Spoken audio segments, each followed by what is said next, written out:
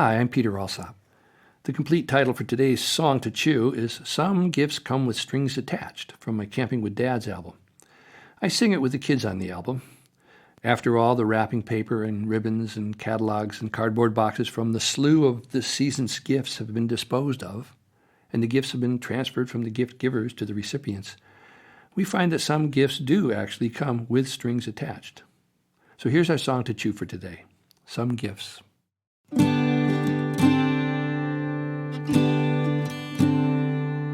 The ribbons on my presents feel like string. The presents and their wrappings are well matched. Some come with instructions that I'd better follow well. Some gifts come with strings attached.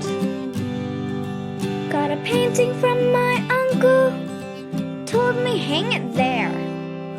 Scissors from my aunt, who suggested cut your hair. Got a wristwatch from my sister, she said it costs a lot, and I'll kill you if you lose it, so you better not.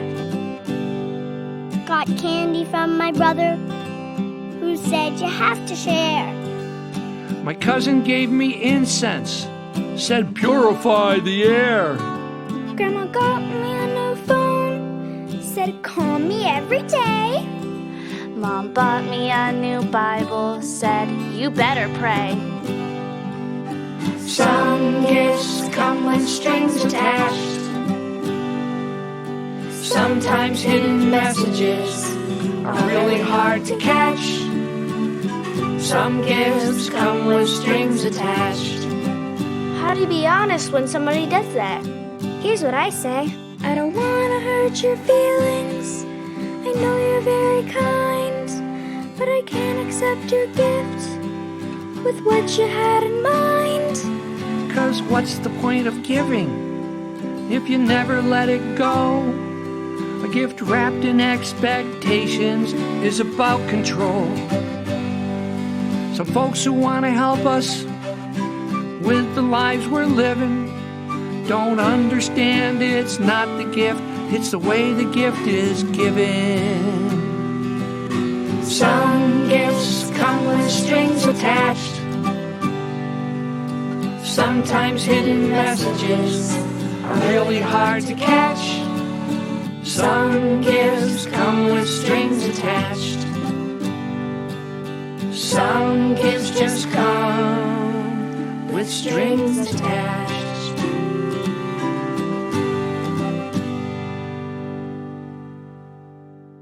My granddaughter Quinlan did most of the singing on that, along with my grandson Leon and our friends Gabby and Brody Beauvais. I learned a long time ago to make a distinction between a gift and a present. Lots of folks use those words interchangeably, but I think it's useful to see the terms differently. A present is something we give to someone because we want to present something to them. We want to give something to them. A little kid comes home from school and presents their mom or dad with a birthday crown made out of yellow construction paper. Little spiky points on the top, hole in the middle so the top of the head sticks through. Maybe decorated with Mom written on it, or the King, stapled or taped together with glitter and dried pieces of gold, painted elbow macaroni glued on it here and there. It's presented as soon as the child gets home, and many parents wear it proudly around the house and maybe even to the store because it's a present from someone they love, from someone who loves them. And you could say it's a gift too, but it's really about the person who presented it to them. It's mostly about the child. I like to think of a gift as being about and for the person that's getting the gift. Let's say we've got a friend, a buddy who loves Clydesdale horses, and we go looking for a gift for them for their birthday, and we see a bedside lamp with a horse on it. Whoa, just right. But wait, it's a quarter horse or the Lone Ranger stallion, Silver. Hi-ho, Silver, away! We stop and we go on looking because it's not just any horse we're looking for. We know our friend loves Clydesdale horses. So we don't buy that lamp for them. We find a lamp or a photo or a book that has Clydesdale horses because it's a gift for them. It's about them. Sure, we want them to know that we see them and know them and we care enough about them to give them something they really like, something that fits for them, because we value who they are in our lives. There have been so many times in my life when people around me have gotten upset because they'd opened a present that a parent gave them, and it was a blue tie, and they never wear ties. And they've told the parent that they don't really care for blue, and they're so hurt because they weren't given a gift. They were given a present. Even if they're very aware that their parent or sibling or friend never really seemed to get them or understand them very well, maybe because their loved one was self-centered or had been hurt themselves as a child and were unable to show up for others in a caring way. They were so hurt by being given a present instead of a gift that they couldn't even enjoy the present. As humans, we all have hurts and unmet expectations. We ebb and flow with our own emotional balancing acts in our lives. We've given presents to people instead of gifts, and we've received gifts with strings attached. One common string that accompanies some gifts or presents is shame. It usually comes in the form of the gift giver mentioning how much they had to spend on our gift, and they hope we will fully appreciate the sacrifice they made for us by spending this large amount of money. A present wrapped in this string essentially says, we expect you to treat us with at least an equal value of regard and love and attention. You better really like this gift. We'll be watching you. My family, fortunately, didn't do shame much, but we're only human. We'd measure and compare gifts that we got with what our siblings received from our parents. We compare and measure everything.